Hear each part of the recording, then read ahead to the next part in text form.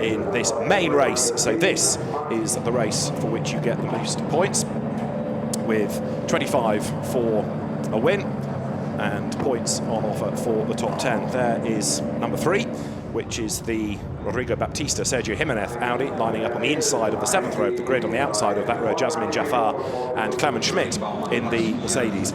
So the fans who have packed in for a weekend of truck racing and GT action are seeing something completely different from the MANs and Scanias and Ivecos they've been watching earlier on in the day, as this absolutely stunning grid of supercars prepares to do battle.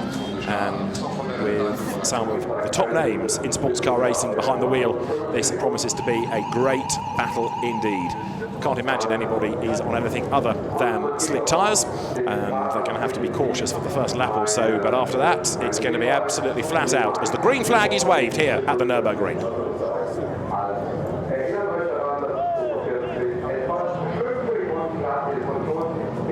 Nurburgring, the venue for the main race in this, the 3rd round of the Blancpain GT Series Sprint Cup. The formation lap underway, headed by the pole position Audi, yesterday's winning car in the qualifying race of Enzo Eid at the wheel, and Christopher Mies, who will take the car over. McLaren lining up on the front row as well. Rob Bell to start. It's all Audi on row 2. Will Stevens alongside Marlon Stockinger. It is Audi and Bentley on row 3. Nico Müller and Andy Soucek. The cars have this final formation lap, and then we will be in business. Let's have another look at the full grid. Enzo Eid and Rob Bell on the front row. Row 2, Will Stevens and Marlon Stockinger. The 3rd row of the grid has on the inside Nico Müller and Andy Soucek lining up alongside. It's BMW and Mercedes next. Alexander Sims alongside Jules Kowiak. Then it's BMW alongside Mercedes once again. Steph Dusseldorf and Dominic Baumann on row 5. Row 6. All Italian, Ferrari, Norbert Siedler starting, and alongside him is Daniel Zampieri in the Lamborghini. Rodrigo Baptista's Audi and the Mercedes of Jasmine Jaffar share row 7. Row 8, there is Michele Beretta's Lamborghini and the Nissan in the hands of Mitsunori Takaboshi. Row 9, Lamborghini and Ferrari. Davide Valsecchi will start the Lamborghini, Michael Bronizeski will start the Ferrari. Then Santiloc's Audi of Romain Monti and Nikolai Moller-Madsen in the Phoenix car, the 2nd of which is driven by Nicky Mar Melnhoff, lining up on row 11 with Max van Splunteren alongside. 23rd is the Bentley of Vincent Abril. 24th, Frederic Verviche, 2 cars to watch there. Then Ricardo Sanchez in the Nissan alongside Jean-Luc Bobelic's Mercedes, sister car of Tristan Vautier, which was given 2 30-second penalties for contact yesterday. 2 separate accidents, lines up on row 14 alongside Stuart Leonard's Audi, ahead of Claudio Stevanovic with the AF Corsa Ferrari and Christophe Bourret's Mercedes. Mike Parisi and Steve Parro, the pseudonym driver, next, ahead of Ezequiel Perez Compact, and Martin Plowman with a new fuel pump in the Garage 59 McLaren. Frank Stippler, after damage yesterday near the back of the grid in 75, 9th in the championship. Nicolas Pola in the damaged Lamborghini from an incident on lap 1 starts alongside, and then Didi Gonzalez in the Porsche will round out the grid as the cars work their way up towards the chicane. Everybody will get themselves now into the 2x2 Noah's Ark style formation. The front of the grid, remember, being Audi and McLaren. They finished the race nose to tail yesterday with 0.3 of a second apart, and it's going to be another great fight between them as we get set for 60 minutes of flat out racing. John Watson. Yes, we've got virtually a dry racetrack. I think turns 3 and 4 maybe fractionally damp offline, but it's going to be key. Who will get the charge off the line? Will it be Enzo Eid, who won yesterday? Will it be Rob Bell? The McLaren, Rob Bell's got to get the job done. That's his best chance of getting the lead of this race. If he's got to fight for it, it's going to be a much more difficult task altogether. And we're about to find out whether he can get the lead. Nurburgring, round 3 of the Blancpain GT Series Sprint Cup. The main race is go. Lights go green, it's blast off, and the McLaren charges away. Rob Bell gets the lead, moves across on Enzo Eid to defend on the way down to turn 1. Will Stevens in the Audi with the green wing tries to get up the inside as well, but Maxime Soulet and Andy Soucek's Bentley. Soucek at the wheel looking for track space on the inside and in the middle, and up the curb goes Enzo Eid, and wide goes the Bentley. Wide also there goes the ISR Audi of Marlon Stockinger, and the Bentley in strife as they work their way up towards turn 2. Yes, it's going rally cross on the exit of turn 1 into turn 2. So starting in the 3rd row grid position all the way now back to what would have been the equivalent of about 10th or 11th. There's some damage, isn't there? Looks like bodywork fouling a tyre. There's a bit of smoke coming off Bentley number 8, so drama straight away for Andy Soucek as the race-leading McLaren tries to make good his escape, just like Alvaro Perrin did in the equivalent stint yesterday through the hairpin, lap 1. Cars accelerate their way then now up towards turn 11, and it's Rob Bell in the lead of the race. Enzo Ede running second. In third spot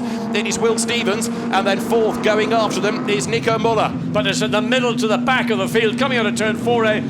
Nissan's Mercedes, literally there is not a space of tarmac you can drive on. And somebody else that's, of course, trying to make some progress from yesterday, the 84 Baumann and Buch Mercedes, as they work their way up towards the chicane. Then for the first time, Rob Bell it is leading the way.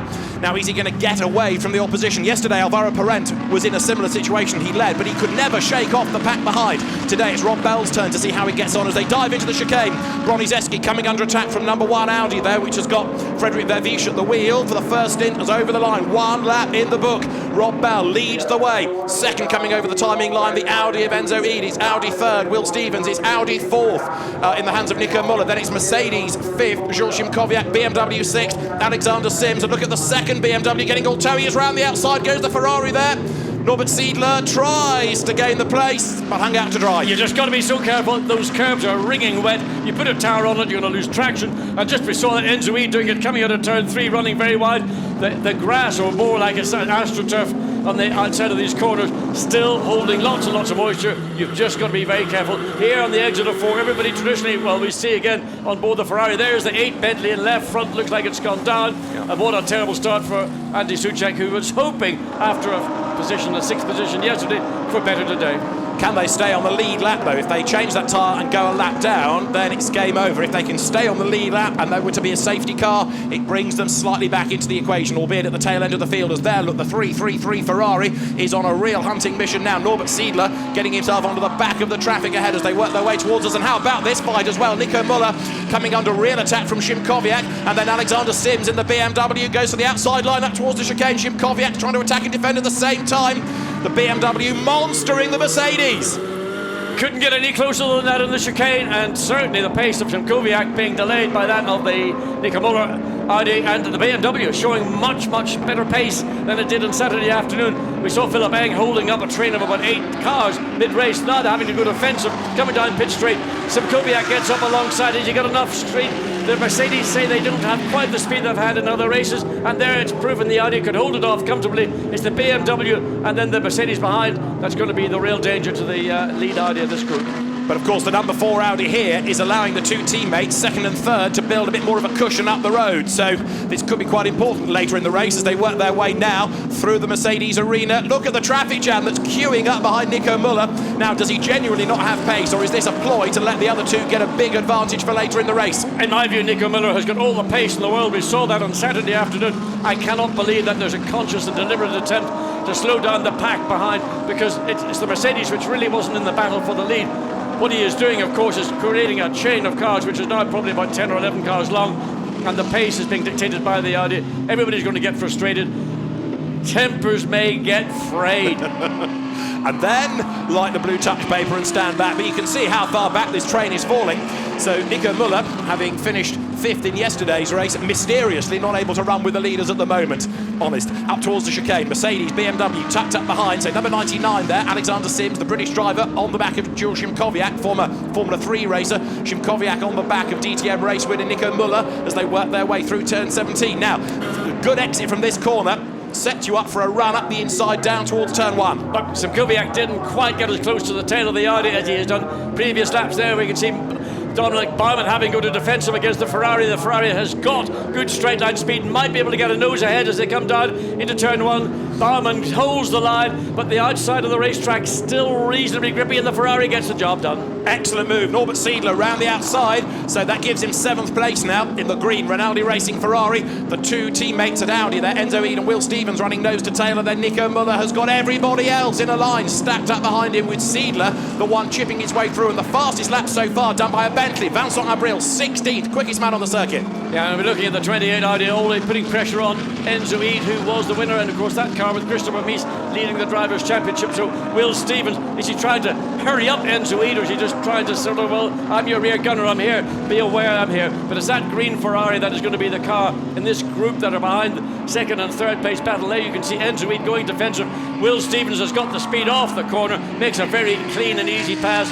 And I don't know whether that was a little bit of maybe teamwork from the pit lane, but certainly that was the easiest pass I've seen all weekend. Yes, I think Eade, realising he hadn't got the pace, lets the sister car go. So Will Stevens up to second, Enzo Eade third. But of course, the championship leaders want to score well in this race, so there's no point getting involved in any silliness, especially with your teammate, as now, of course, it releases Will Stevens to see what he can do about Rob Bell in the McLaren, who leads the way. So, Rob Bell leading by 2.6 seconds. And remember, the race on Saturday, the qualifying race, was won in the pit lane by the WRT team. They managed to get a 7 to 8 second advantage over the Garage 59 crew, and maybe by bringing Will Stevens into this equation with the lead McLaren, that's what they're going to hope for to do when it gets to the round of pit stops, which will be coming up in about, well, 20 odd minutes.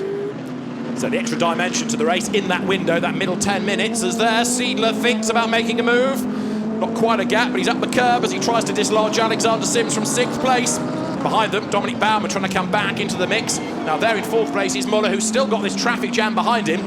But there, the real battle is on for 6th spot. BMW, Sims, Ferrari, Seidler. Way up the curb goes Enzo Eade. So just Enzo Eade, now all he's got is clear air. He's not bothered by anybody directly behind him. He's still got the Muller car behind, or the Nico Muller car behind. It's this battle. If the Ferrari can manage to get itself released from behind the BMW, get onto the tail of the next few cars, maybe. But, you know, we've got just under 20 minutes before the pit lane opens. It's going to be so difficult to pass. We're not going to see many overtakes like Will Stevens on Enzo Eade. That's guaranteed. Now what's going to happen next in this line of cars? It's got to be the Ferrari, hasn't it? That's the move, because Norbert Seidler is on his toes, looking for a way past the big BMW, new this year, in the hands of Alexander Sims as they turn their way now up towards the completion of the lap, riding with the Ferrari.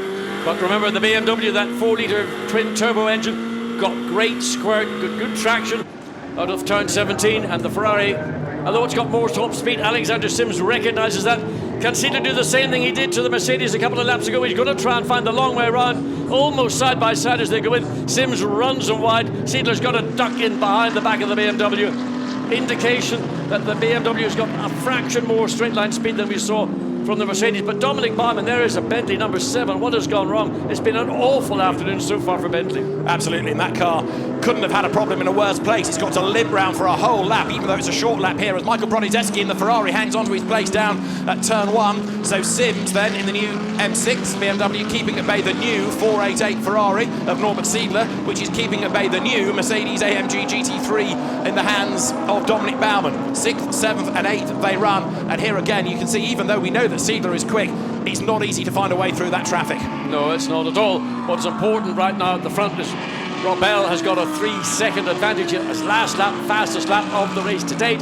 He needs to stretch that 3-second advantage up to nearer to 7 or 8 seconds. Once the Ferrari comes up alongside Alexander Sims, can he go? No, he's got to back out of it again. Alexander Sims, familiar with the car, familiar with the racetrack, knows where to put the BMW. Slower off the corner, the Ferrari's got the advantage. Again, strong defence from Sims. Now look at Dominic Baumann has gone up the inside, and the Ferrari's been wrong-sided completely by the BMW and the Mercedes, but it somehow or other gets back to the... Over the line. What a battle. Fantastic. And the other BMW is buying into this as well now, because Steph Dusseldorf is at the back of the queue. Seidler on the outside line gets his nose in front down towards turn 1. He's done it. Look at the other BMW. Is this going to pay out for Dusseldorf? He's right there on the back of Baumann. Seidler is through. He's up now into 6th place, and he's got a bit of clear real estate ahead of him. So now Seidler can sprint away. And Seidler, I tell you, I thought he was going to be completely wrong-footed in turn 17, but the gap opened up, allowed him to make the undercut, got the drive, got past the BMW. Dominic Baumann was the one car I thought would maybe make advantage, but of course he's now under pressure from Steph Dusseldorf, so he's going to be kept on us for the next lap or so.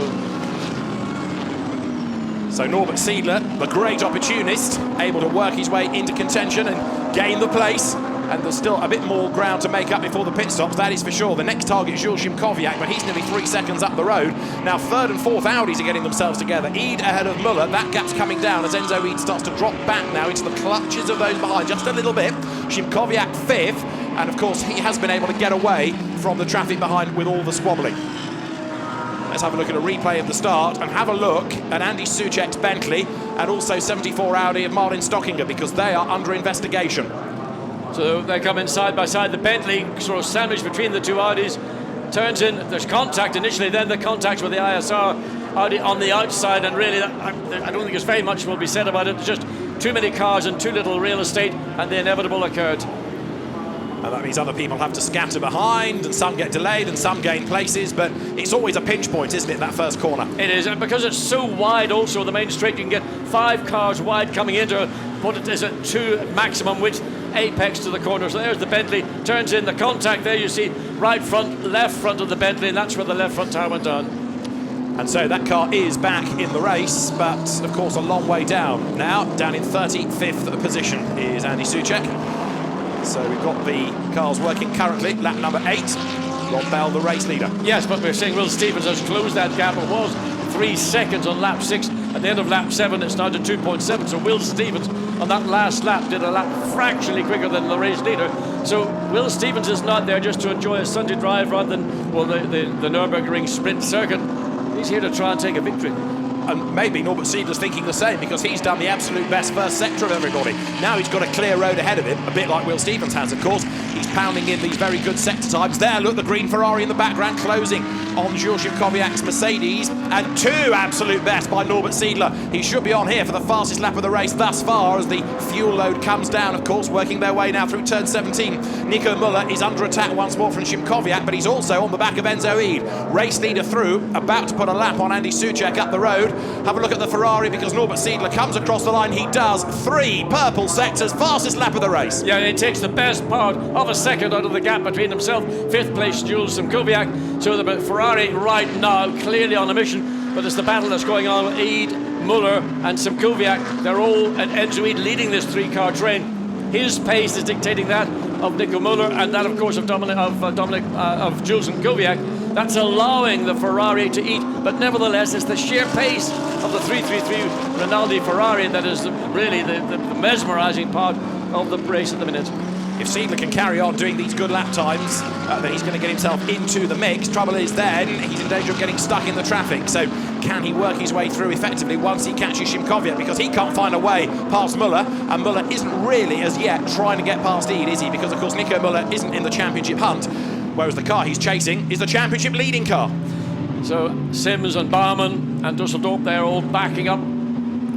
They're back to the lead, and the Bentley is between the 1st and 2nd place cars. There is Will Stevens. Last time he came across the line, 2.7 seconds was the gap, and there's a little bit of a bubble for Müller coming into the chicane under braking. Enzo Ede comes out of the corner. Now that gives Kowiak the chance. That little bubble for Nico Müller put him in a danger zone. The Mercedes has managed to get cleanly through. Bump on the back just to say, look, I didn't let you do that easily, and I'm not going to make it easy for you in turn 17 either. But Kowiak gets a clean pass. Now he can hone in on the rear of Enzo Ede.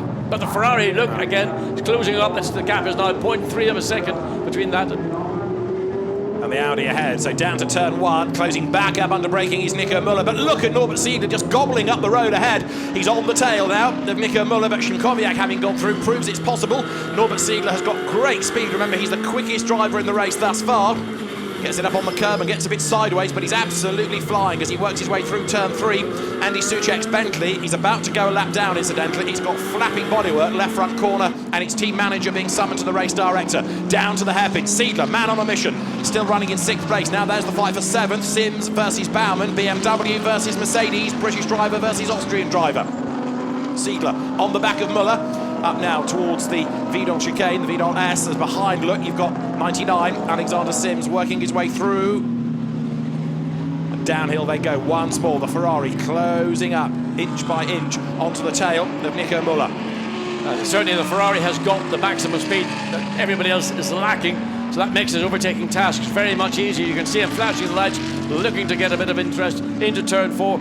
But Nico Müller not going to do anything about it. He's given up one position relatively easily because of a mistake in that chicane a couple of laps ago. He doesn't want to do it again. But watch the Ferrari's pace, gets good drive off the final turn, and can it get close enough at this point to get the slipstream and put himself in position? He's going to have to go the long way around. Nico Müller's going to go over to the left, right-hand side of the racetrack. There you see him go now.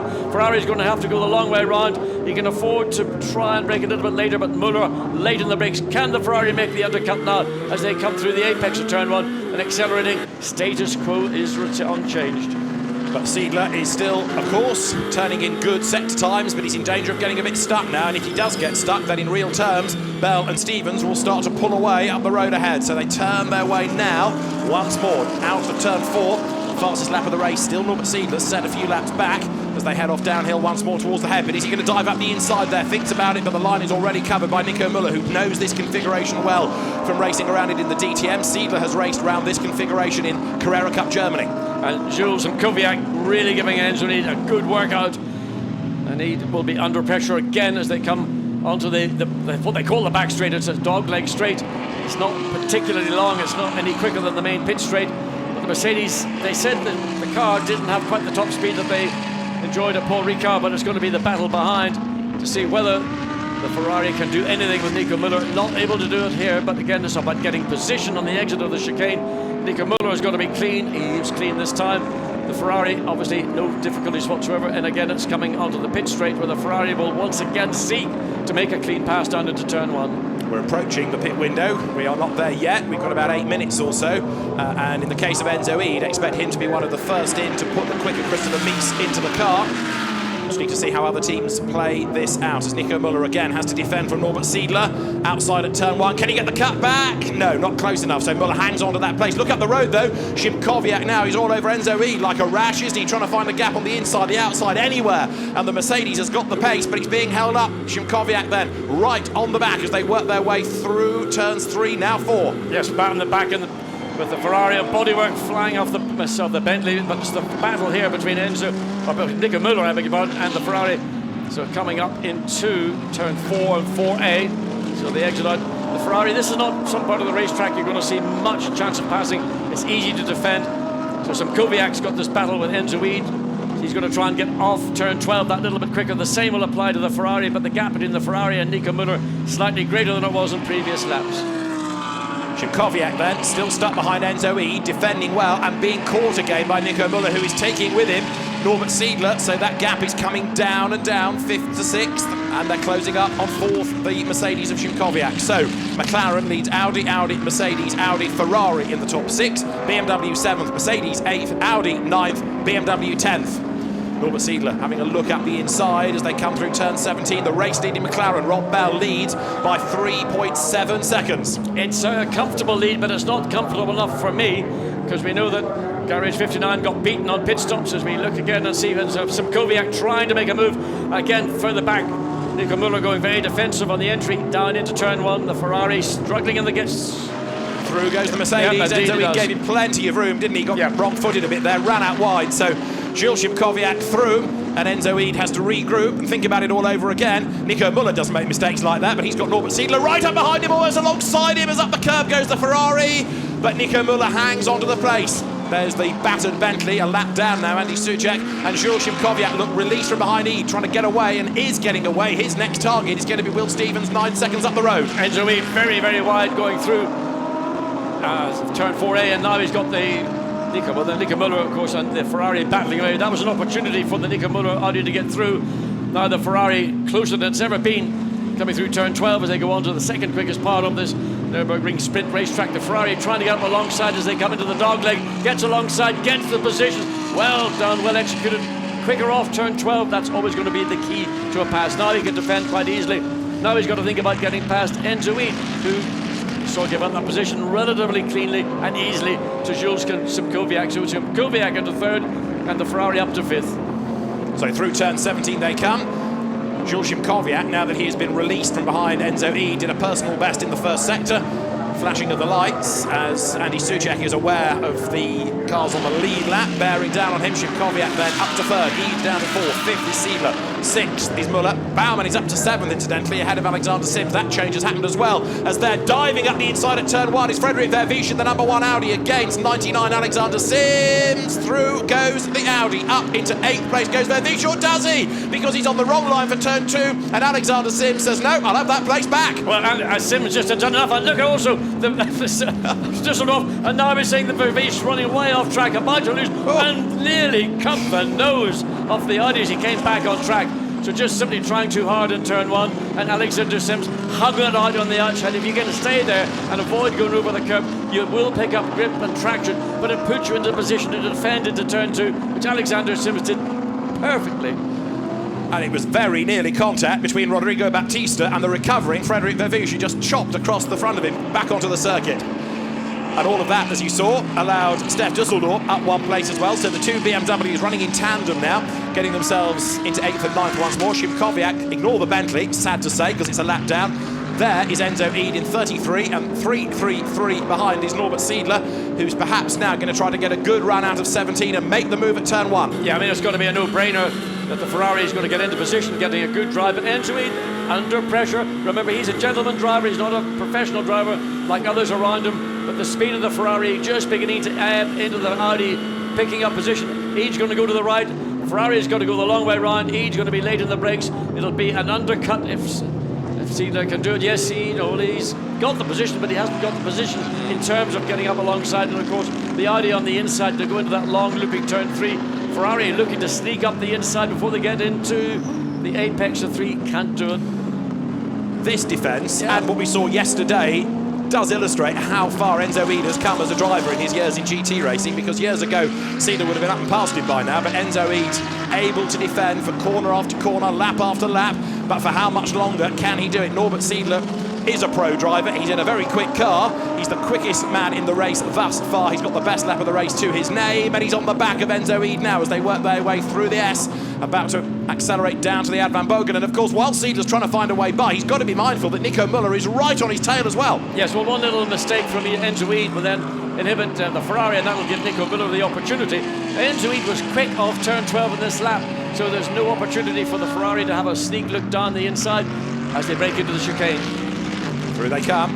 Siedler needs once more that good run out of turn 17 to make the move on the way down to turn 1. He pulls out, tries to distract Enzo Ede, put him offline going through turn 17, but Ede just seems to soak up pressure these days. He comes out of the final right-hander. Both of them ride the curve. Over the timing line they come. There's less than a length in it, but Siedler now has a good run. Yes, but he can't get down the right-hand side of the track. Audi's going to block that. Gets up alongside. He's got further ahead this time, or further alongside this time, and the opportunity to keep his nose ahead and stay, and they're going to be on the right side of the track. So the Ferrari has got the track position, gets the place done. Great defence by Ede, minor little bit of contact, totally fair within the context of the battle that's going on, and the Ferrari makes it through up into 4th place. And that brings Müller and also Baumann onto the tail of Enzo Ede now. So Norbert Siedler up into 4th place, trying to get away, but he's 13 seconds away from the race leader Rob Bell. So these now have got to be qualifying laps effectively for Siedler, if he can get a clear road, and that Bentley up the road is a lap down, so that needs to be negotiated as well, and it's running on the same kind of pace as the leading cars. It just lost all that time when it had to make the pit stop for a new tyre. Now this is where the Bentley's got to step sideways at the Ferrari, and those following get through cleanly, because we want to see what ultimately the Ferrari's pace is going to be. It's 3.8 seconds as they came across the line at the end of lap 15, 1 lap ago. Absolutely correct from Andy Soucek, gets out of the way, but now he's got 2 Audis and a Mercedes, so he's going to do the same thing to let these 3 cars go through. He's out of the race in effect, currently lying in 34th position. Disappointment for Bentley, because this number 7 Bentley appears to have been, well, it's certainly 1 lap down. That's an April behind the wheel.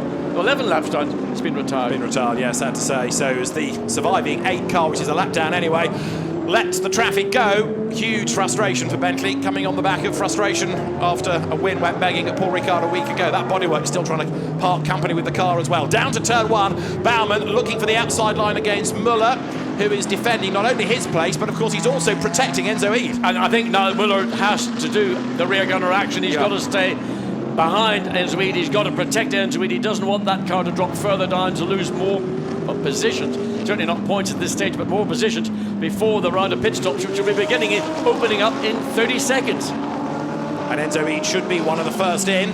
So is this going to be his last lap of the stint? He goes a little bit deep into the hairpin. Marco Seefried getting ready to take over from Norbert Siedler. And WRT getting ready then, new tyres as there. Müller still keeping Baumann at bay. So you've got the battles on the track, you've got the battles in the pits to look for as well, and it's going to be fascinating to see how the McLaren's pit stop is today, the Bell Parent car, relative to yesterday, where time was lost. At the moment, Bell leads Stevens by 4 seconds. Yes, and if you take yesterday's loss of time in the pits, that would put the Audi ahead. But look, Dominic Baumann trying to get up alongside the Audi, under braking. The Nico Müller Audi really running solid, and Enzo Ede, yes, and both Audis coming in, and the Dominic Baumann, so from 5th, 6th through 7th, coming into the pit lane to hand over. Christopher Mies will take over from Enzo Ede.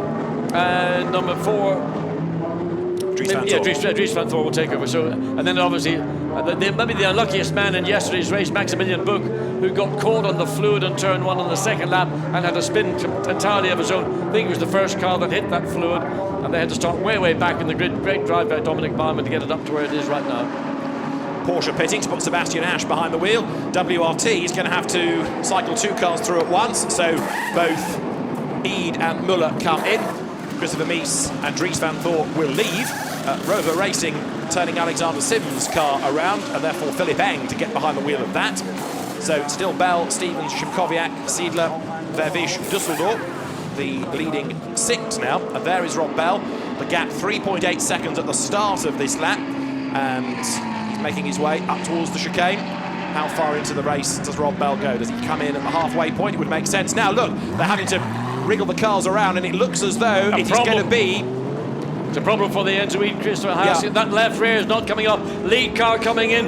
Good pit work by Garage 59. They've seen a problem there. Maybe they intended to come in anyway, but that is going to be music to their ears. Indeed. So just to finish off, it's Dries Van Thor out first then, and away goes the Ede car. Sorry, other way round. It's the Christopher Mies car that has gone, and now leaving the pit lane is Dries Van Thor. So Enzo Ede and Christopher Mies, okay, it was the number 4 Audi that had the problem. So the one that WRT was having to wriggle backwards was the second car, and they're both back on track, but it's going to be Van Thor, I think, that has lost out on that with the problem on that left rear corner. So in has come Rob Bell. So Will Stevens now leads the way. There he is, 28 Audi then coming out of turn 4. That's the leading car on the pit stops. He was 3.8 seconds behind on the previous lap, now leads the way. Yes, and he's got clear air so he can drive his own race. He's got nobody to interfere with the car, and he will run, I am assuming, doing good lap times right now and stay in the car until probably the latter part of the pit stop window before any rest will get in and conclude. And Will Stevens, this car finished 3rd yesterday. I said to him in that Parc Fermé, are we going to see you again? He said, I'd like to be back in the podium. So it's not out of the question. Yeah. But that car right now, Will Stevens, 28, leading the race before his pit stop, could be in a very strong position. Especially given that he is quick, and so too his co-driver René Rast. Lamborghini pit stops cycling through. Christopher Mies has done the absolute best final sector in the race thus far on his first lap behind the wheel. Stevens stays out for another lap. And importantly, that in-out pit stop time was 2 minutes and 13.6 seconds. Need to have a look and see what it was for the McLaren when it comes across the line. The number 58 McLaren yet still to come across. It's just leaving the pits now. And the delayed Audi that we saw just to tidy it all up was the number 4 Dries Van Thor car. That has dropped back into 27th place after the problem in the pit stop. So there Will Stevens leading the way. Second on the road now is Norbert Siedler. The absolute best first sector has been done by Christopher Mies to add to his absolute best 3rd on the previous lap. So 33 Mies, 19th, but of course he's way down after the pit stops. He'll be, in real terms, much higher up the order. He is absolutely flying. Will Stevens has got to do comparable laps here, but he's about 7/10 of a second down in sector 1 alone. So that car is not necessarily going to have it all its own way against the other Audis, never mind the McLaren, when we get the pit window closed and we have a true picture of how the race is going to pan out. So Stevens then versus Siedler at the moment, and they are doing comparable lap times, comparable sector times. Yes, it's very shortly we're going to find out the length of time the pit stop, and the out was for the 58 McLaren. So that's going to be key. Ray has been taken over by, there it is, there's the car that led red and the lights going out. Alvaro Parent behind the wheel, still waiting for the transponder on that car to click over to Alvaro Parent. So it's showing, let's see, as it comes across the line, 2:16.9. So that car lost 3 seconds to the Mies Ede car, but it should still be in the lead once the whole wash of the pit stops has played through. The Ede Mies pit stop was 52.1 seconds. The Bell Parent was 55.5. 3 seconds, yeah. Absolutely, yeah. Backs it up on the data. Fastest lap of the race, Christopher Mies now, 1:27.6. As into the pits comes the number 1 Audi, which had got itself into 3rd on the pit stops. Vervish to give way to Van Thor. Siedler, in the meantime, is looking at 10 seconds back from Will Stevens. In other words, he's dropping away a little bit and coming towards the end of his stint, but going as far as he can behind the wheel of that car at the moment. Yeah, he pushed very hard in the opening laps, had to make compromises. So Audi in. Key right now for me is Christopher Mies. fastest lap of the race, 1:27.628. Second fastest lap of the race, 1:27.741 from Maximilian Buch in that Mercedes-Benz. So there is potentially a danger that Christopher Mies might take over the lead of the race, and Maximilian Buch will be coming down the pit straight as the overlap will come with the McLaren for that battle for second place. We wait to see whether that is the case overall or not. The 58, Alvaro Parent, last lap, or fastest lap of the race to Alvaro Parent, 1:27.5. So Parent has responded. Leader in, Will Stevens into the pit lane to give way to René Rast in 28. So the race-leading Audi comes in. I suspect the Ferrari of Norbert Siedler will chase him down the pit lane. Marco Seefried, you saw a moment ago, bouncing up and down on his toes, getting ready. The Ferrari is in the pit lane then as it works its way on the tight inside of turn 17 down the pit road. WRT hoping for no dramas here for the Stevens-Rast car. Of course, there were dramas earlier in the pit stop window for the number 4 Vanthoor Muller Audi. That car's pit stop was 1 minute and 19.7 seconds against 52 seconds of the Mies-Ede sister car. In comes Will Stevens. Yesterday they lost a bit of time when the seatbelt dropped back down onto the seat, so they had to pick it up and waste a few seconds. Norbert Siedler wriggles out. In gets the green helmeted Marco Seefried, Porsche and Ferrari specialist these days, just as Norbert Siedler is. Driver out, helps with the belts. Mechanics change the tyres, they run around the car. Only 2 mechanics allowed, so you've got to be fit, you've got to be quick, you've got to be accurate. There, over the timing line goes Alvaro Parent. Now, does he get the lead of the race back? It's going to be close because there is René Rast. But the McLaren does hang on to the advantage. So today, better pit stops. Maybe not quite as good as the Mies-Ede pit stop, but it's good enough to keep the car in the lead. Yeah, and also that fastest lap of the race that we saw a couple of laps ago from Alvaro Parent was sufficient just to give that little margin, that little bit of fresh air between now and the 28 Audi René Rast. I mean, Audi are spoiled for choice. You've got René Rast, you've got Christopher Mies, who's doing again just before the earlier pit stops fantastic lap times. So it is Maximilian Buch, who actually second sector in the Mercedes, who's chasing Christopher Mies, and 21.8 in that second sector. Alvaro Parent, last lap through, did the fastest lap of the race. So now you've got Parent versus Rast in real terms for the race lead, and Marco Seefried in the Ferrari to factor into this as well. But there, the McLaren then working its way up through the Van Borgen towards the chicane. Alvaro Parent led his stint all the way yesterday to give way to Rob Bell. Today, of course, it's the other way around. The second driver from yesterday starts today, and Parent has also got a bit of traffic between himself and the opposition, but now we'll start monitoring gaps and lap times and sectors and see whether that car can be caught. Well, rather than putting the commentators' curse on the lead, the McLaren has got, they've won 2 of the endurance events in the Blancpain Sprint and Endurance GT Championships. They've yet to win in the sprint, and this has got to be their best opportunity. Yeah. 26 minutes remaining, and not a comfortable lead, a lead of what, about 1.92 seconds as they come across start-finish line. So Parent versus Rast, 2 absolute stars in GT cars. And who's in third place? It is Ben Schneider, who is another 9.5 seconds back in the Mercedes that's gone up the order. 4th is Christopher Mies, who is still charging on. 5th is Seefried in the Ferrari. 6th is Maximilian Buch's Mercedes. 7th is Laurence Vanthoor's Audi. 8th, Maxime Martin's BMW. 9th, Philipp Eng's BMW. And 10th, Davide Valsecchi Lamborghini.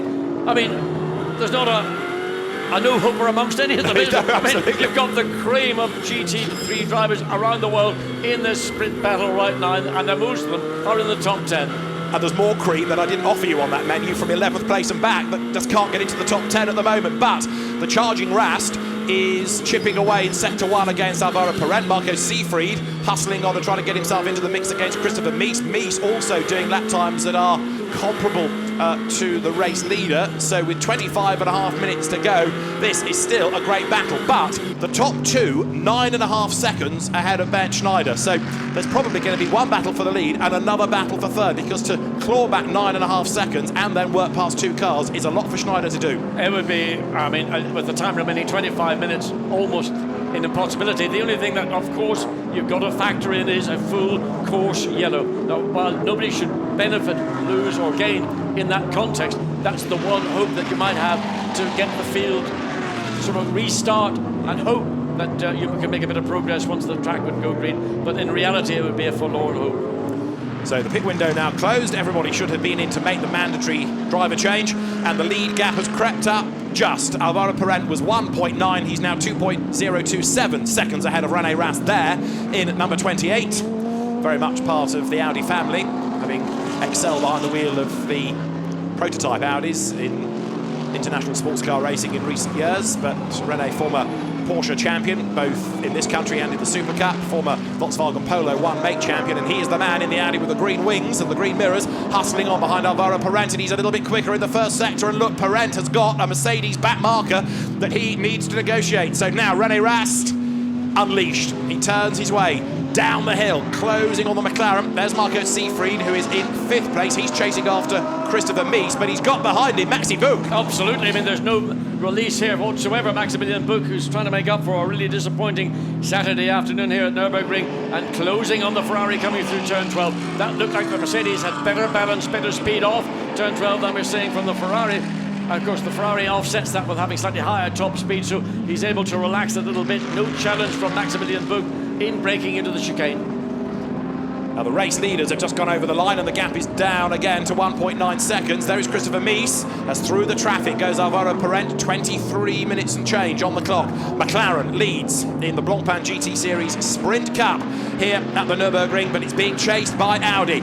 And then there's the fight for 3rd and 4th places. Schneider only 6 tenths ahead of Mies. Mercedes versus Audi. Then it's Ferrari versus Mercedes. 4 tenths between Marco Seefried and Maximilian Buch, who closes right up under braking at turn 1. But the squirt off the corner gives the Ferrari that little bit of breathing space. So the Ferrari again, just you can see the gap as the cars are accelerating and braking, it ebbs and flows. So the Mercedes catches up as they go through the tighter apex in turn 3. Then the gap begins to spread again as they come through 4. You can use a lot of it outside of the racetrack to make up position, make up time, and then hard on the brakes into this tight, and a variety of different lines used going through turns 4A as we go back to this battle further ahead. Working their way then through the S, there Marco Seefried under attack from Maximilian Buch, and then behind you've got Lawrence Vanthoor in 7th place, and he should be part of that mix before long. But Christopher Mies, less than half a second or so behind. There you can see coming on to the back straight, Christopher Mies behind the Mercedes. And that's in fact the Mercedes and Ferrari just ahead. The gap between the Mercedes and the Audi is... Oh, I can't look, that's it, the screen. It's the Ferrari and the yes, there it is. At the start of the lap, Seefried to Buch was 4 tenths of a second. Now there, Rene Rast, he has spent most of the lap trying to get past that pesky Mercedes. He will do so, I think, on the inside at turn 1, but the lead gap is 1.6 seconds. It's still coming down. There, 3rd and 4th over the line. Schneider to Mies has gone up a bit, 7 tenths of a second. 5th and 6th is up to half a second. Seefried fending off Buch, and then Vanthoor behind. That lap was a 28.2. He is chipping away as best he can to get into the mix as well. So the leading 7 in covered by what, 18, 19 seconds. They in turn 10 seconds up the road against Maxime Martin, 8th for BMW. So it's out of the leading 7 where it's all going to happen. Well, Christopher Mies sliding the Audi around the exit of turn 2, trying to close up as we look down back to the Mercedes. So it's this battle that for 3rd and 4th place as we go back to 5th place for the Ferrari. Then Maximilian Buch pushing all the way around, and Maximilian Buch really a master of Mercedes, but he's got the old master battling for 3rd place. Bernd Schneider holding Christopher Mies, the man who was, I thought, outstanding in Saturday's qualifying race. To the chicane comes Alvaro Parente, there, the race leader. He lost out in sector 1. He's lost out in sector 2. Rene Rast pushing. He's getting closer all the time, and we have still got just over 20 minutes of the race to go as he works his way through turn 17. Yesterday's race was about a McLaren trying to catch an Audi. Today is the other way around. Audi catching McLaren, and the gap is down 1.4 seconds now. Rast versus Parente. There's not much to choose between them. They are both star drivers. I think that half second was the effect of the overtake that the lead Mercedes had to make, then 2nd place Audi had to make, and Audi got the better of that situation. So they got the gap down to just under that 1.5 seconds psychological gap. And you got then Schneider in 3rd place, Christopher Mies slightly further behind by just under a second. Through the Mercedes arena they turn. Best Mercedes still 3rd, and there it is, Bert Schneider. 9 tenths ahead now of Christopher Mies. That gap has just widened a little for the last 2 laps. They turn their way up towards turn 4. There you've got the Marco Seefried versus Maximilian Buch battle. That's 5th and 6th.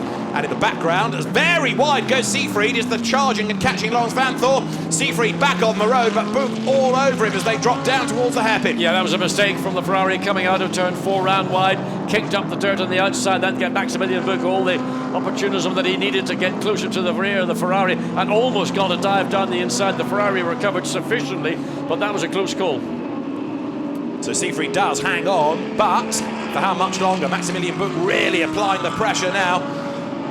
Really turning the screw as they work their way towards the chicane. Is he close enough to make a dive up the inside? Not quite.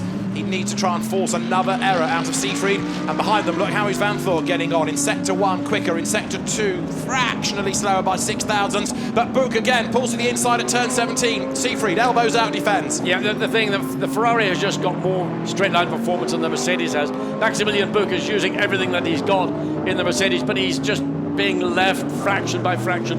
And you can see even the Ferrari doesn't have to go defensive coming down the main straight. The Mercedes has fallen back 5 or so car lengths in the space of the length of the pit straight. So there, turning out of turn 1, Marco Siegfried 5th in the Ferrari, Mercedes 6th, Maximilian Buch behind him. The man that won last year's Sprint Championship title, and he did that in a Bentley. Now back with Mercedes in the new car for this year, the new Mercedes chasing the new 488 Ferrari, and of course you've got the new BMWs in the race as well, but at the moment the best of those only in 8th place. It's McLaren leading the way by 1.5 seconds. It is coming down, but only by fractions per lap. Well, it was just under 1.496 at now, 1.564. I mean, it's just minute differences overall in the lap time. And the last lap, René Rast was at less than 1/10 of a second slower than Alvaro Brent. So I mean, it's so nip and tuck between the lead 2 cars. You're going to get that little ebb and flow every lap between the drivers, and it sometimes is an overtake car. Now the Silver Cup leader there going through, which is the Lamborghini. Lukas Stolz leading the Silver Cup at the moment from Marcus Pommer. And the Grasser Racing team looking for 2 out of 2. Ignore that one, that's number 16, which is in 10th place overall. 19 is the second of the Lamborghinis, which is at the back of the queue. That's your Silver Cup leader coming up towards the chicane now. And that's a great drive, because that number 16 started at the very back of the field because of issues at the start of the sprint race, or the qualifying race on Saturday, so they've done well to get through the traffic. So there, through turn 17, Lukas Stolz in the car that he has, for this second stint of the race, taken over from Michele Beretta. Won the Silver Cup yesterday despite being tapped into a spin late race. Over the timing line comes 23, which is Alex Buncombe in the Nissan, and a dive up the inside there. Look, heading down towards turn 1, and that sorts out number 3 Audi. So Jimenez drops back. Felix Rosenqvist, last year's European Formula 3 champion, up the inside into 11th place. Good little racer. Yeah, absolutely. Good little racer, and I mean, I'd love to see him more in some of the endurance rounds, not just in the sprint rounds, but he and Tristan Vautier, potentially a race-winning package. Not necessarily here this weekend. They didn't get the qualifying grid positions, but they have got good pace in general. Yeah, Rosenqvist double Macau Grand Prix winner in Formula 3. It's got to be good to win there once, over the line twice. Alex Buncombe in the, dare one say, venerable Nissan. Not suited at all to this circuit. Doesn't like the start-stop chicane. Doesn't like that hairpin. Much prefers the fast-flowing nature of the full Grand Prix circuit here. They can't wait to get to Spa-Francorchamps, the next round of the Endurance Championship. There are lots of good reasons to go to Spa. And so up towards the completion of lap 29 have just come the race leaders with the gap 1.4 seconds. Schneider is 10 seconds back. Mies, though, is dropping away from Schneider. Yeah, I mean, I understand. I would imagine that Christopher Mies, he's given everything that the Audi has got to give. He might think that, you know, I'm racing the most experienced driver in the field, a winner of innumerable races for Mercedes-Benz at the Nurburgring. So I'm going to have to rethink it. And by dropping back momentarily and then making another charge, getting your momentum back up. But he's got to be careful, because the Ferrari is now just 4.5 seconds behind. He can't afford to be too comfortable. He's got to remember that that 5th place Ferrari has got good pace on this circuit where it's important, and that's in the straight parts of the circuit. Marco Siegfried still trying to keep at bay Maximilian Buch. We've now got a couple of cars being given drive-through penalties. 89, Jean-Philippe Belloc is one for speeding in the pit lane, and 19, Lukas Stolz is another for exceeding track limits in the chicane. So Stolz, the Silver Cup leader, is going to get a drive-through, and that could well lose him the category lead, as Marco Siegfried is in danger of losing his 5th place. Maximilian Buch right there behind him. Yeah, he looked very threatening coming through turn 11, tried to get up along and the inside into turn 12, didn't have quite the track position, had to back out of it, but nevertheless the pace of the Mercedes right now would appear to be greater than that of the Ferrari. It's just, where can I make the pass? Coming up into turn 17, he's thinking about it, but again, it's the squirt, the acceleration off the line that the Ferrari enjoys. Drive-through penalty. Yeah, for the Mercedes, as I mentioned, that's for Jean-Philippe Belloc, and there's confirmation of the Stolz track limit drive-through. Leaders through, lead gap 1.3 seconds. As there, Seafried, Book and Vanthor now, 5th, 6th, 7th. It's a three-way fight because much as Book is trying to get past Seafried, Laurens Vanthor is almost on the back of him. Yes, again, he's going to find himself trapped in the same net that Maximilian Book is, that the Ferrari is able to defend very comfortably. He's not having to make any aggressive blocking moves on the quick parts of the racetrack. Laurens Vanthor has been lapping quicker than these two cars over the last 4 or 5 laps to draw himself up to the tail of the Mercedes. And all that he can hope for is that they might catch up to some of the cars at the tail of the field, and that will wrong foot the Ferrari or the Mercedes. But, you know, I don't think Seafried or Book are going to make too many errors with just 13 3/4 minutes of the race to go. So this fight, Ferrari, Mercedes, Audi, 5th, 6th and 7th. But the gap at the front coming down, but this lap about further, 1/10 of a second. Rennie Rast got his head down, picked up literally 1/10 of a second on the last lap, 1.3 seconds as they come across the line at the end of lap 30. So the cars then up towards the chicane. Seafried just able to defend from Maximilian Book as they work their way through, but now Book having to really focus on defending from Vanthor as much as attack the Ferrari. Indeed, I mean, Book was actually quicker into the chicane, the Ferrari losing a little bit somewhere out of turn 12, and that was Laurens Vanthor looking again to see where two drivers are battling. They forget about somebody behind who actually could potentially get past both of them on an out-and-out lap time pace, but not necessarily on the pace here. You can see the balance of performance is so equal between all these cars in a straight line that where one might have an advantage, the other marginally disadvantaged.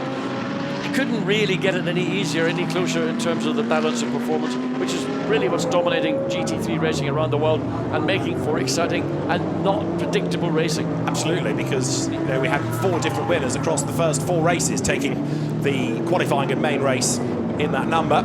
So as the cars work their way through turn 1, we've got just over 12 minutes of the race to go. Number 25, Audi, Edward Sandstrom at the wheel. That car running at the moment in 13th place. Santalot car turning its way out of turn 4. Yeah, I saw Edward Sandstrom last night, and he just put his hands on his head and said, look, we were useless, we couldn't do anything, but clearly today things have come slightly more favourably to that team. As we go back to the battle further through the field with the Lamborghini and chased by the Mercedes. Yeah, 16, which is then in 10th place now. Stefan Rosina at the wheel of it, trying to fend off Rosenqvist and Jimenez. And then next in the queue is the Santalot car of Edward Sandstrom that we've just been talking about, the blue and white Audi that was at the back of the grid yesterday because they ran the wrong driver in the wrong qualifying session. You nominate who's going to do Q1 and Q2, and they did it the other way around without telling anybody, so they lost all the lap times and started at the back of the grid. As now Rosenqvist tries to come up alongside. There is number 11 Ferrari going through the shot, which is the leading Pro-Am car in the race. Giacomo Piccini at the wheel of it. Up towards the Ad Van Bergen it goes, but some great battles raging on around the lap. For Ferrari in 25th spot, a comfortable class leader at the moment, up towards the chicane with 11 minutes of the race remaining.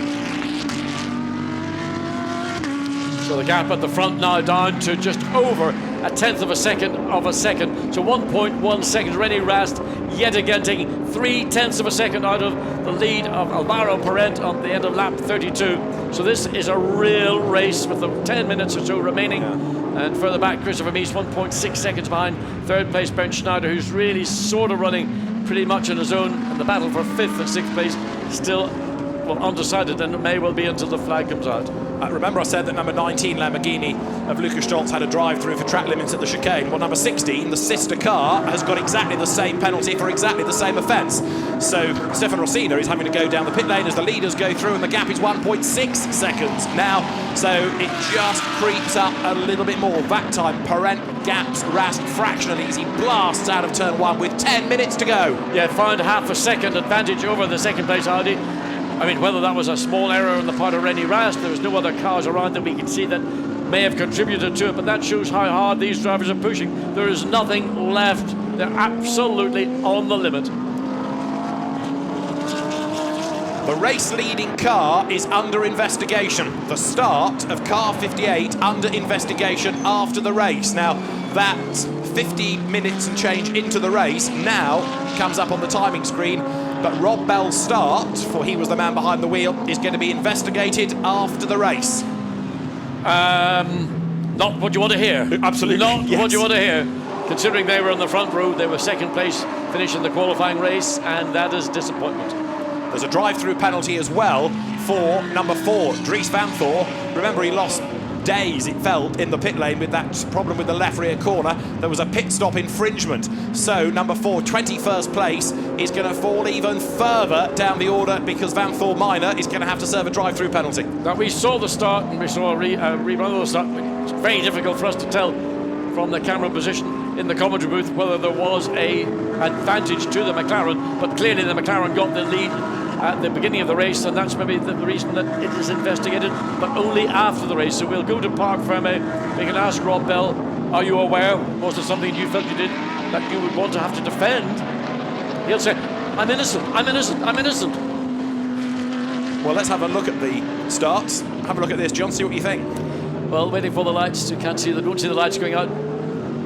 Well, I can't see anything there from this angle, other than he went from left to right and made a block on N8, but I can't see that would be the issue. It would be, did he anticipate the lights going out rather than waiting for the lights to go out? We know that from the past that has happened. We've seen drivers anticipate it and get a real flyer, and maybe that's what's going to be looked at to see whether Rob Bell was using that opportunity to gain that little bit more momentum and therefore more speed at the point when the lights went green. I mean, if it was an obvious foul, it would have come up there and then, pretty much, not 50 minutes into the race, wouldn't it?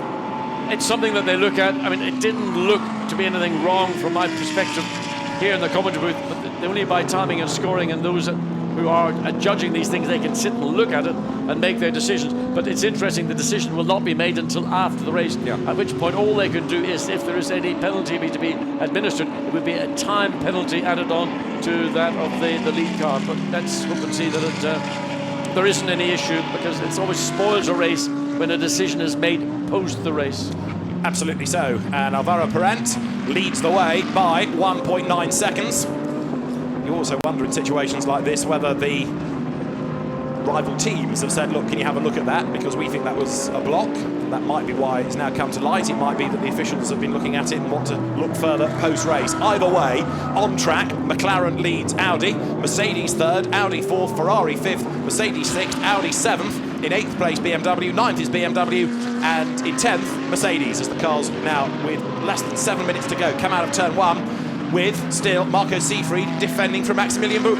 What's happening at the front? Because the gap's gone from 1.1 seconds up to almost 2 seconds. Rennie Rast lost a bunch of time somewhere, and we haven't been able to pick that up. So the gap first to second suddenly has gone from a very tenuous 1.1 seconds to a slightly more comfortable. There is the second place Audi, and the gap, you can see, has stretched. Now, again, we don't think there was any traffic coming into view. Was it just an error maybe on the part of Rennie Rast, or was it just pure inspiration?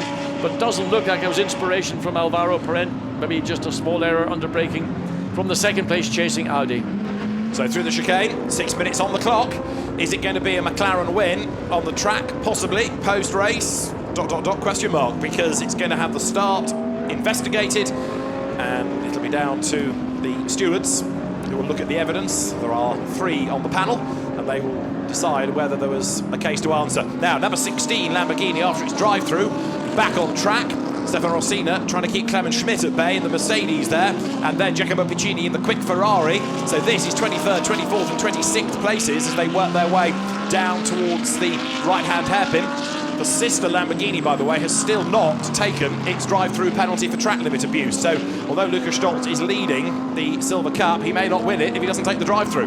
No, and taking a drive-through is very important. You can take it on the final lap. We know Michael Schumacher did that many years ago in a Grand Prix at Silverstone. Just more importantly, right now, the gap between first and second is further extended to over 2 seconds, 2.1 seconds. So it looks like Alvaro Parent has done sufficient with 5 minutes of the race remaining, other than the unforeseen. And as the cars then come into the chicane with 5 minutes to go, little error being made by the Lamborghini there, bouncing over the curb. So there, Rossina comes under attack. Clement Schmidt tries to make a move. There's lots of lights flashing, but this is a proper battle for position. It's not flashing your lights at a back marker.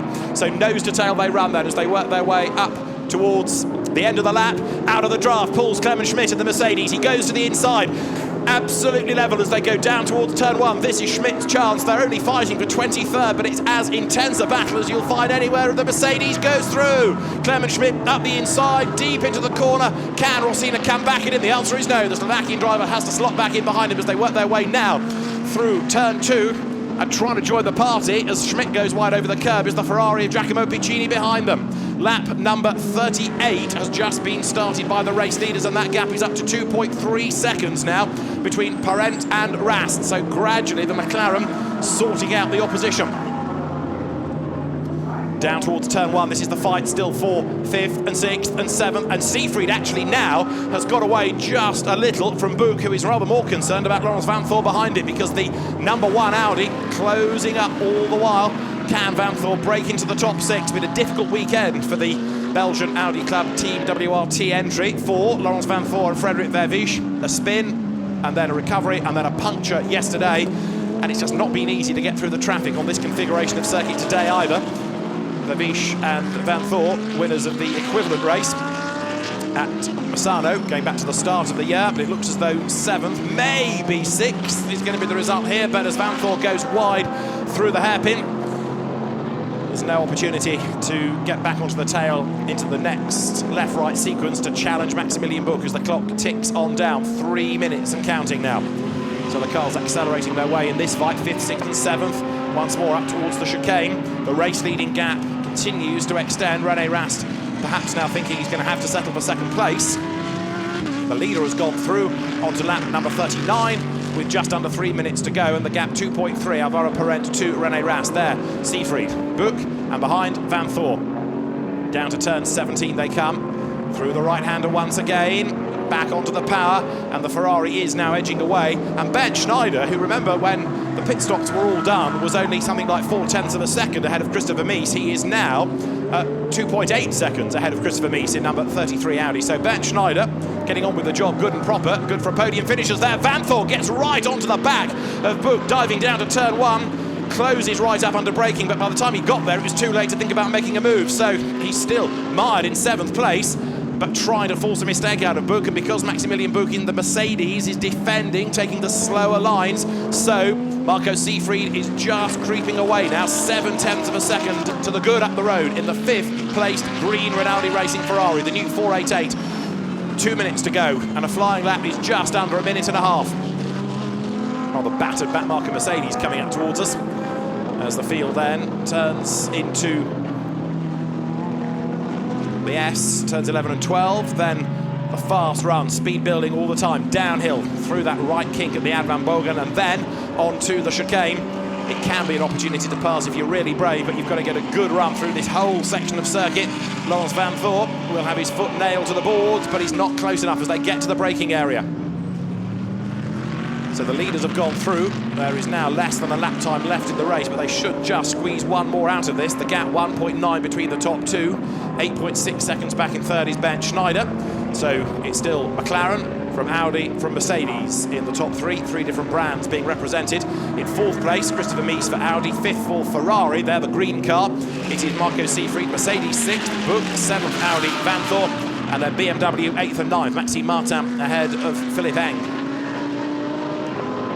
Turning their way out of the Mercedes arena will go this 5th place train. Marco Seefried in the car that he took over from Norbert Siedler. It was, early in the race, the car that had done the fastest lap. Now, that honour is to an Audi, and perhaps not the one you might anticipate. It's in 25th place, and Franck Pereira, yet again, working his magic. He's done the fastest lap of the race, trying to drag that car of Marlon Stockinger back up the order. Out of the hairpin goes 5th, 6th, 7th, and we've got now just over 20 seconds of the race to go. The race leaders working their way up towards the chicane. They're just, I think, going to squeeze one more lap out of this, but it's going to be close as Alvaro Parent then accelerates up towards turn 17. 10 seconds on the clock as he comes up towards the exit of the final corner.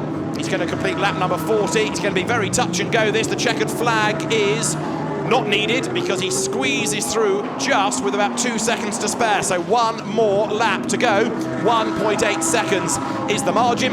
And when Alvaro Parent crossed the line, he had done 59 minutes, 58.041 seconds of racing. So very close, but he's got one more lap to go. Let's hope for him there's no drama on this final lap of the race.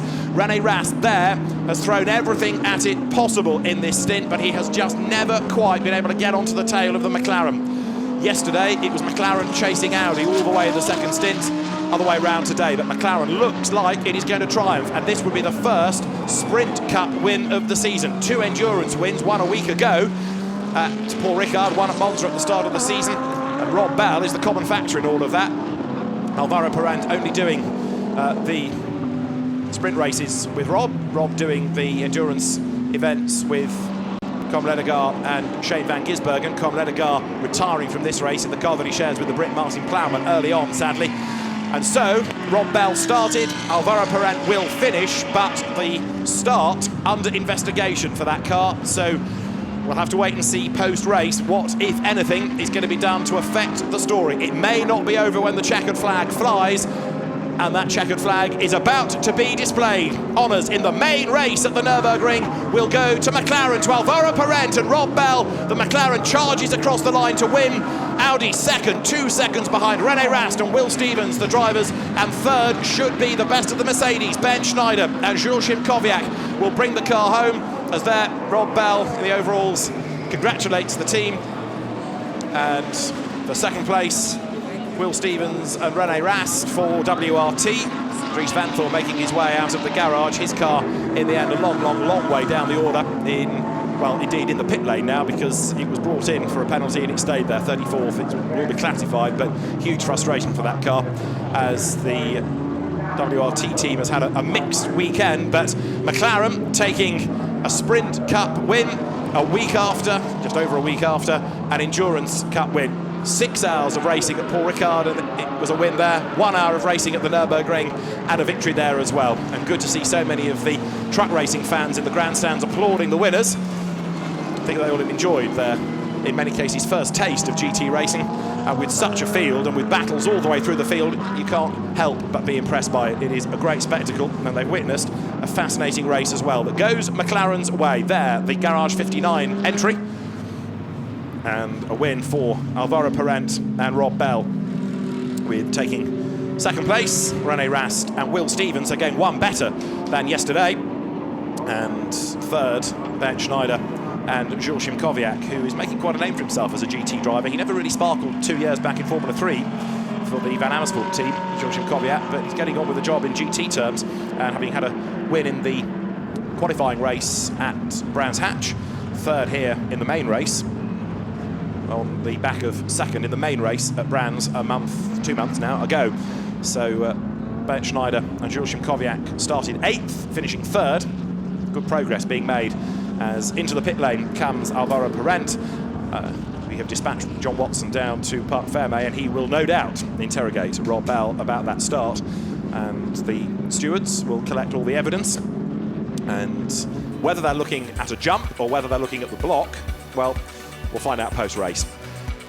The provisional result after 41 drama-filled laps, a win for Rob Bell and Alvaro Parent ahead of Will Stevens and Rene Rast. Jules Kowiak and Ben Schneider third ahead of Enzo Eden, Christopher Mies, Norbert Siedler and Marco Seefried to take 5th, and then Dominic Baumann and Maxi Buch 6th ahead of Frederick Vervisch and Lawrence Van Thor.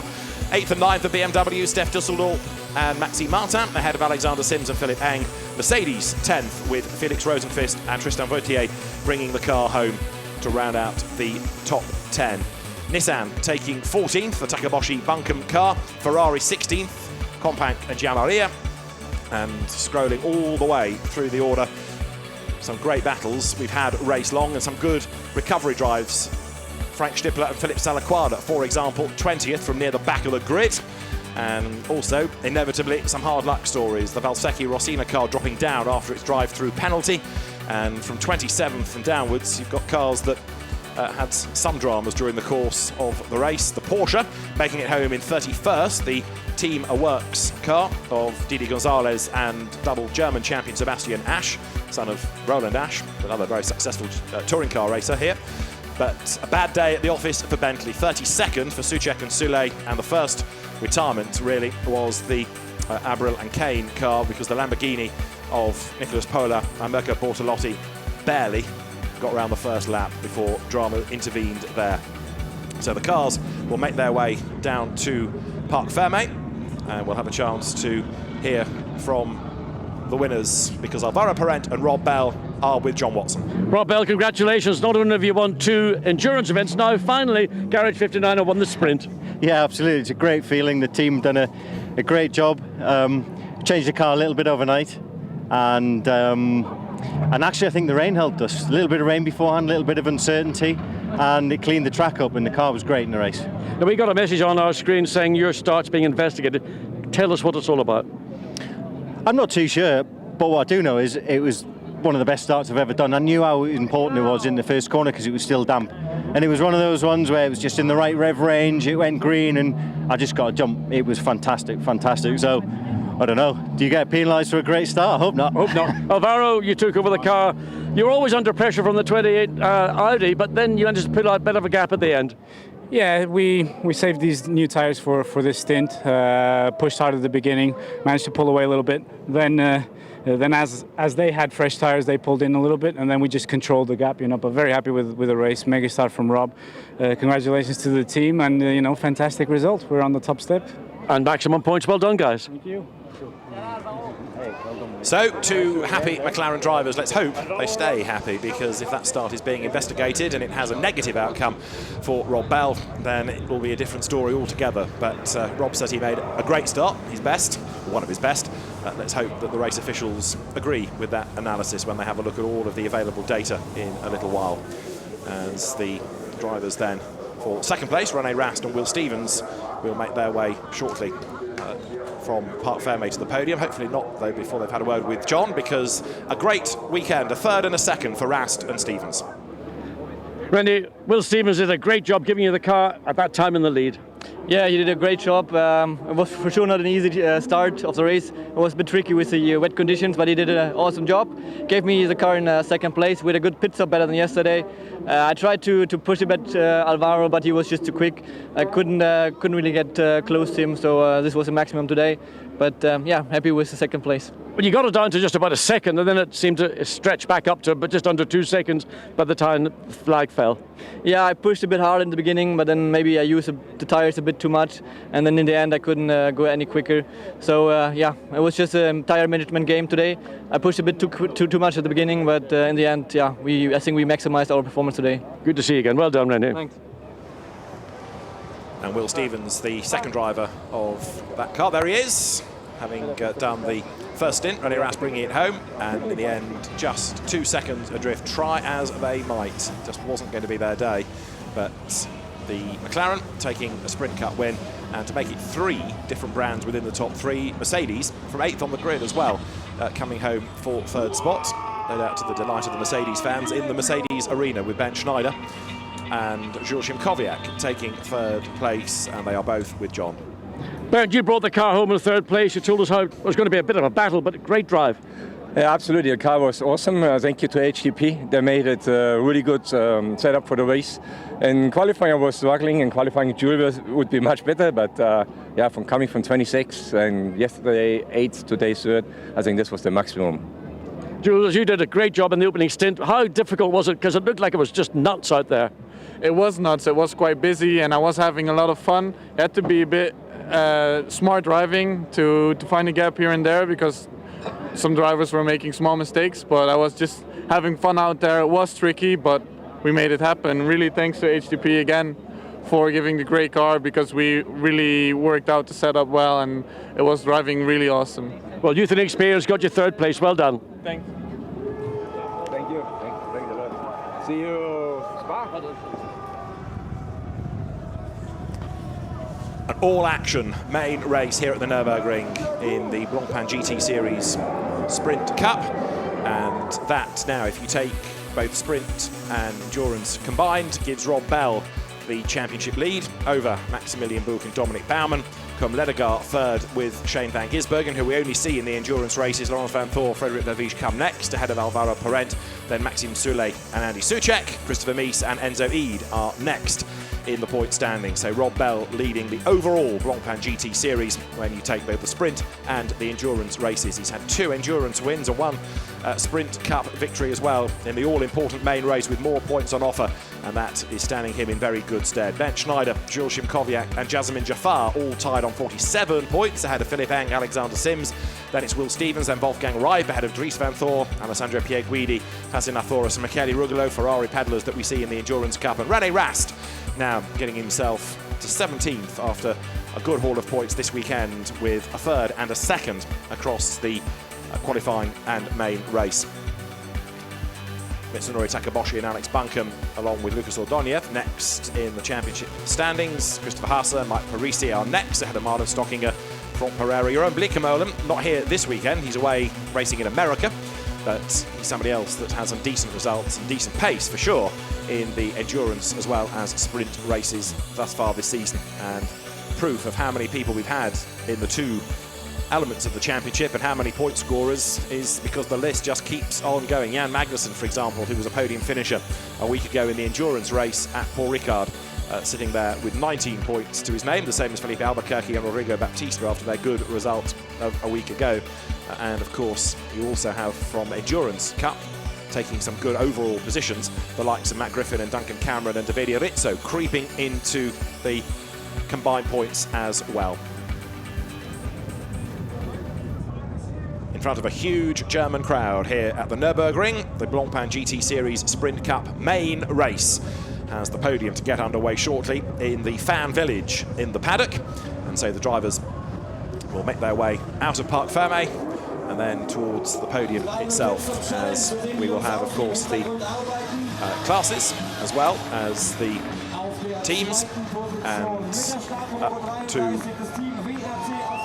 the podium come some delighted teams, delighted drivers after what has been a very tough hour indeed.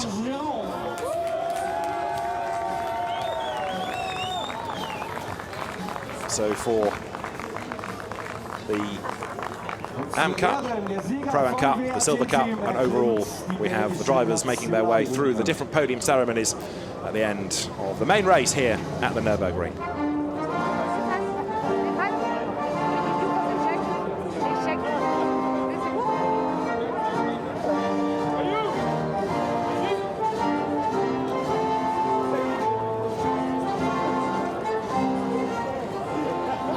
Die Pit-Stop Challenge, das ist das Podium. So after 41 laps, battles right the way through the field, the Alvaro Parent, Rob Bell, McLaren coming home with this 2-second advantage, but the story is still set to rumble on in the stewards' room. We've had the WRT engineers celebrating their best pit stop times, because there's the private battle between the crews to see who can get the most Euros. And the first of the podium ceremonies sorts out who does the best 3 pit stops. WRT may not have won on the track, but in the pit stops, that is where victory has gone the Belgian team's way. So Santeloc and WRT represented on the first of the podiums that we have here at the Nürburgring. And this monster crowd that always packs out the German Truck Grand Prix, having to brace itself against the elements. It's, despite being the first weekend in July, been a very chilly weekend. Rain about 2 hours ago, making the circuit a little bit treacherous for the first couple of laps for the GT race, and that perhaps helping 1 or 2 teams, as Rob Bell was suggesting. A bit of uncertainty might have just headed in his favour, but as now we get the Silver Cup drivers for the podium. A win in the Silver Cup this weekend for Lukas Stolz and Michele Beretta.